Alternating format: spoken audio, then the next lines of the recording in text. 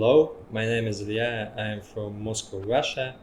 I was programming for 5 years now, and I've been studying computer science in Russian State University called Mura. Now I'm working as a front-end developer in an American startup. We are developing a multi-system where user can manage project tasks, client relationships.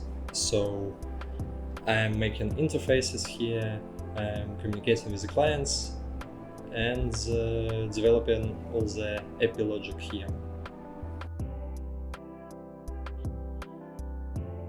Hello, my name is Mario Prayoga, and I'm from Primakara University. And then I asked you about full stack web developer.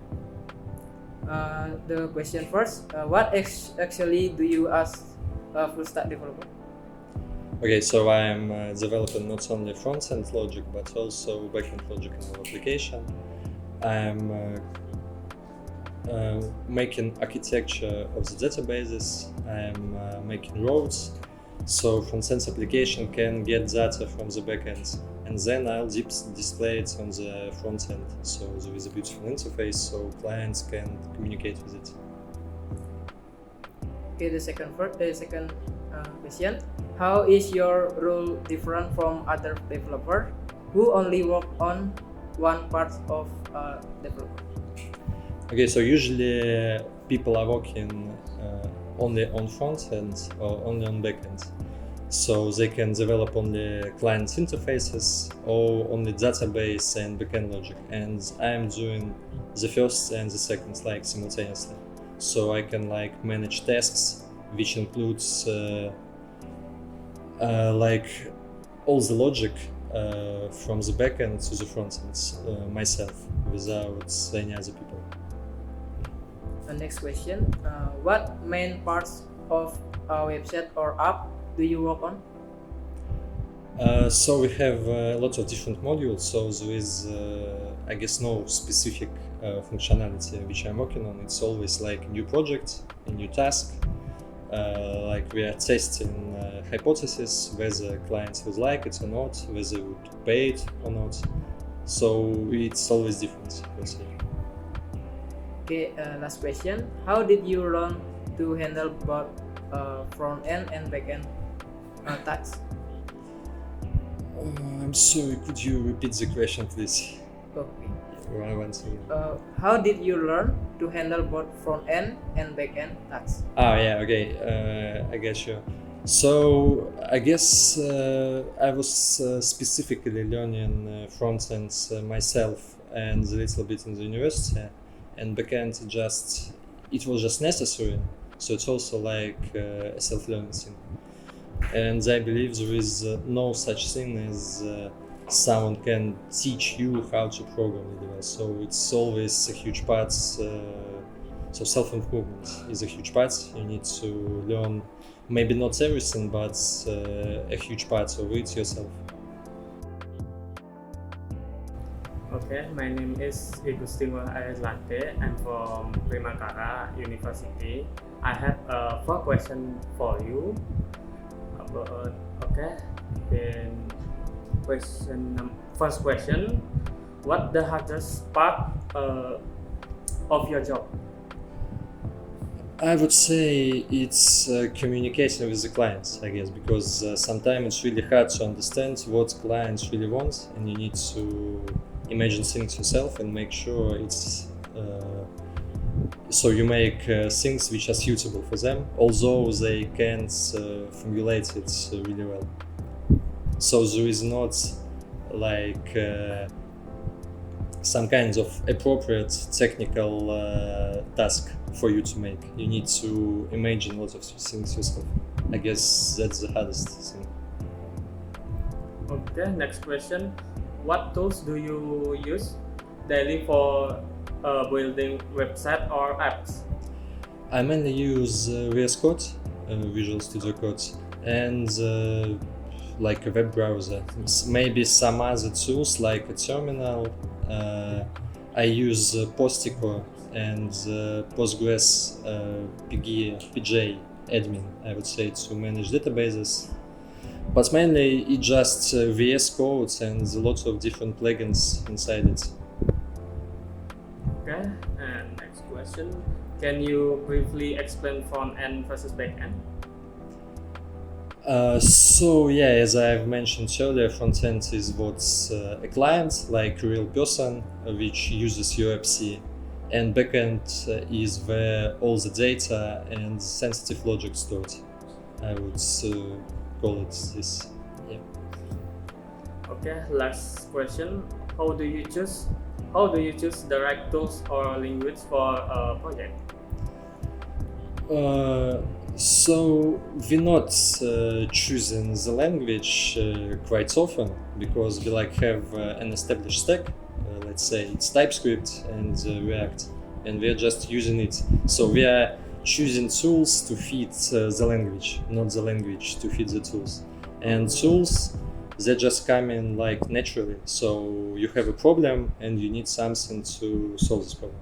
And you just searching and trying different appropriate tools, and sometimes they're suitable, sometimes they're not. And so I guess tools which are the best are here to stay, and so you don't need to use what you don't like. Maybe if it's popular or trendy, it's not always the best for you to use. So I'm using just what I like or what's solving a specific problem for me. Hello, my name is Ilya. I'm from Primakara University, and I'm the project of this interview for foreigner people. And the first question will be, how do you make sure a website can handle many users at once? So it's a matter of optimization and performance issues. You need your application to be performant. So if it breaks, if only one user uses it and the database is burning, there is no way a lot of users can use it as well. But it's the question of constant improvement, because you don't need your application to be amazingly performant straight at the start of the project, because maybe it's a failed project and nobody gonna use it, and you spend a month optimizing it and make it more performant. So you need to be able to handle just the right amount of users. So let's say you have 1,000 users, you need to be able to handle 2,000 at max. Yeah. And there are specific people in startups, in huge organizations, who are main focus on improving application, not only client but also server sides, so it can handle multiple requests, multiple connections, etc. The second question is, what do you do to keep user data safe? We are storing it in a secure database, so we are not leaving any API keys in the public. We are not leaving any sensitive data in the public. We have hashed data, hashed passwords, hashed other sensitive data on the top of my head. And it's a question of user roles and proper user permissions. So not everyone should have an access to the database, and only those who really should have that access should have it. So there should be no way for an ordinary guy, especially if he is not in organization, to access your database. So use appropriate services and pay for code audit sometimes. So a specific organization who will read your code and find vulnerabilities in it. Gotcha. The next question will be, how do you ensure a website works well on smartphone and laptop? So it's a question of right design, first of all. So your designer should have multiple wireframes in Figma, small screen, large screen, tablet, smartphone, and you just should be able to make it adaptive. There are lots of instruments in CSS, even in JavaScript, to make your application be able to fit not only desktop but also smartphones. Gotcha. The last question is, why did you choose to work both front end and back end? So it was necessary for my role in this project. I would much prefer to focus on something something one, Mhm. like whether it would be front end or back end, but it was just the matter of fact, like the matter of necessity. Yeah. Because we don't have like much resources yet, Mhm. and sometimes it's much easier for you to do something yourself, Mhm. like not to ask anybody else. Yeah. Thank you. That's all from me. My friend will win the next one. Okay. Alright, Mr. Ilya, good afternoon. My name is, actually I have two names. My real name is Gungadi and the other name is Gungwir. The reason why it's different is this inside class, inside jokes of the class. And I'm also from Primakara University, and in this time I would like to ask you 4 questions about your job, right? Okay, the first one. What do you enjoy most about being a full stack developer? Because a lot of people know it's like a boring job, It could get boring sometimes because there are a lot of boilerplate codes, like a lot of things which you just have to do. Like you don't have to think, just you need to mechanically write it. Yeah. And now it's becoming more more enjoyable because you have all these AI tools which can generate code for you. They can't really generate any hard code, like any stuff which requires like complex you logic. can just ask them. But they can generate like some pretty like boilerplate code. So some simple code which you need to write anytime, it's now generated. So you don't need to spend your time doing mundane tasks. You're doing only like specific and complex tasks, which are also quite hard and maybe even exhausting sometimes. But in general, it's like just a good vibe. I would say you're sitting. It's like maybe you can compare it to the meditation sometimes when you have a music playing in your earbuds. You are just so you had like so a little distraction. when there is like no hurry in doing a project, you can just do it. Just do the project while relaxing. When there are not like burning deadlines, it could get quite enjoyable. But when you need to hurry, we need to do a release on Monday, that could get quite like mundane and exhausting as well. Yeah, I understand. AI make everything easier now than then. It make easier simple tasks, but it's still not, let's say, smart enough to do complex tasks. Yeah. Simple task, it's like a deal breaker for me. Yeah, I understand that because it's good that AI has been improving this concept. Okay, so the second one is, if you could change one thing about your job, what would it be? I would say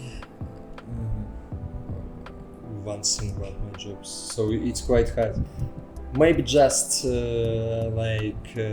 hire a lot more people, so they do more mundane and as I said, boilerplate tasks for me, and I can focus on some crucial parts of the system. So you said you had less people working with you, yes? I guess no. So if it would be much more people, and they would all be smart, so you don't need to tell everybody what to do. Yeah, I understand. I don't. Just maybe get off some tasks from me, I would say. Because recently we have a lot of tasks, a huge bag of tasks which you need to do. Yeah, I understand that. You need some people, yes, beginner to help you, some mundane tasks. Yeah, it's not like the change in my job, but I guess it's a good thing, to have it. So you don't have to worry about everything else. So the third one, what's a project you're especially proud of, and what was your role in it? I would say it's my current project. It's called mwork, mwork.com. You can Google it. It's like a multi-system, so you have a builder, a simple builder, like a constructor, you can say so. And you have a lot of different modules which you can create, connect them with each other, and it's a perfect thing to manage your business.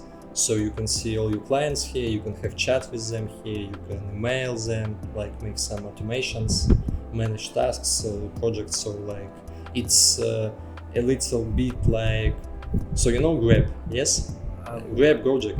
They're all-in-one apps. So you can get a taxi here, you can order food here, all-in-one app. Yeah, it's like a one-in-one app when Yeah, you want and, to contact and with someone. our app is all-in-one app, but for management. I would say. Oh, so you do. So it's like Grab of the business management. Yeah. Oh yeah, so you make an app for management people, yes? Like, Yeah, for business owners, for small, medium businesses. Yeah. Oh, okay. Not only in Russia, but also so we have like two companies, which is Russian for Russian, Kazakhstan, and any other like post-Soviet countries markets. And we have like a company for American and European market, because there are a lot of differences in mentality, in like laws, and you need different companies to handle it. Oh yeah. Yeah, but the system pretty much is the same, with maybe small changes to fit the market. Yeah, I understand. Alright. So my last question is, where do you think this field is headed in the next few years? Lots of people saying that AI will replace. Yeah, I understand. But I don't know, maybe AI could replace some really silly trainees, like people who don't understand much, like junior developers, but with a really low level of for coding. like very. Maybe it can replace them a little bit, but to replace, I don't believe that it would be able to replace like a Human senior or senior developer like anytime soon, because AI is still it can solve tasks which already was solved. So it's like a better Google, I would say. Sometimes it helps you find information more easily, but it can't like do something new for you. Let's say it this way. or just like has some company secrets, yes, like company stuff. Maybe yes. So it's not for complex tasks, unfortunately. But it can make your life as a developer much easier. If you use it I right. understand that. You can generate much more easier code, so you can focus on the crucial ones. Yes, that's the best part about it. So I guess IT is gonna grow as it was growing. Maybe not. It's also like moving in cycles. Sometimes there is a higher beat on developers. Sometimes it's a lower beat. But all in all, I guess for the next like 10 or even 20 years, it will be quite easy to find a job or do something yourself if you are. If you know what you're doing, so if you're like a qualified and let's say smart developer, it's not you won't have hard time finding a job and then like maybe making some products or company yourself. I would say it this way. Yeah, but the hard part is for beginners. Yeah, but it's never been much easier to get started as a software developer than it is now. Because there are like so many resources, you can find all the information you need. You don't even need like to pay for it to go to specific courses. You can find all by yourself. You just need like a lot of motivation and lots of focus. So it's not hard to get started. It's hard to continue doing it every day until you reach some progress. I think that's all for me, Mr. Ilya. Thank you so much for answering my question. Thank you. So, hello, good afternoon, Mr. Ilya. My name is Rama, and I'm from Primakara University. And I would like to question you about maybe about the back-end developer, and maybe you can answer it in a short question because maybe it's not your field. And for my first question, how is data like user account, store, and capture? So first of all, you need to use a secure database. So you sometimes it's much easier to use some sustainable solutions which are already made. It might be a little bit expensive to pay for them, but you will be sure that your data is stored safely. And sometimes it could get quite hard to like manage all the things like from the top to the bottom yourself. So like create a database, host it, and all the user rights, all the user permissions in it, and all the other stuff. But I guess nowadays it is a good idea to hire specific people, maybe just for outsource, not like a full-time guy, but a guy who would come, fix your problems, and maybe maintain your database once in a while, maybe like 16 hours a month, because especially for startups, it is easier to outsource some tasks to professionals and not to learn how to do it yourself, because it is better, in my opinion, to be like a specialist in one field, not like know a little bit in a lot of fields. Yeah, because it's like more, let's say, productive for you, like in terms of career, in terms of just your own like mental stability. That would say, yes, that's right. I guess that's the answer. Yeah. Yes. So for the next question, how do you make a website or app available online for people to use? Yeah, nowadays it's also pretty simple because you have lots of hosting applications like Vercel. So if you have a GitHub repo and it is public, you can just download it in Vercel, press one button, and your website will be hosted and publicly accessible to other people. And you can even assign your own domain, like, I don't know, something.com or any other domain. And it's also not so hard to manage the hosting process yourself, especially now when you can just ask ChatGPT, so how I can host my website, and you would have like step-by-step instruction. You don't even need like to remember it step by step, because you always have this information accessible, and you can just follow the steps, and you need to do it maybe like one time, and you will be able to do it any other time without any difficulties. So for the next question, what's the first thing you do when starting a new project? I guess the most crucial part for it is to collect user tasks, to collect client tasks. So it's called like technical, like some kind of technical document where there are some bullet points of the features which you need to implement. And when you have all the features like in front of you, you can plan the architecture, you can choose appropriate technologies to achieve this result. So you just need like a valid plan on implementing your project. Yeah. So planning is the key, I would say, when you're starting the project. So for the last question, how do you connect the design to the code that makes it work? Okay, so you often will have a designer, or you yourself could be a designer, and the designer make wireframes in Figma, and you just it's your part as a front-end developer to make sure that your application is look exactly like designer draw it in Figma. So thank you for your answer, and thank you. Thank you. So to sum up, I guess it's not quite hard to start, but it's much harder to keep going. And there always will be results if you are like passionate enough about it. So it is better to make small steps every day than like doing an 8-hour learning session in like maybe once a week. So it's better to learn a little bit every day and just keep going than like doing a huge like all-nighters of learning maybe once a month. So it's all about sustainability, and it's all about like atomic progress for you. So I guess it's not quite hard to achieve some valuable or maybe successful progress right now, especially when you have so much information available publicly. Just keep going, and I guess you will make it as well. Thank you. Primakara University. Luar biasa.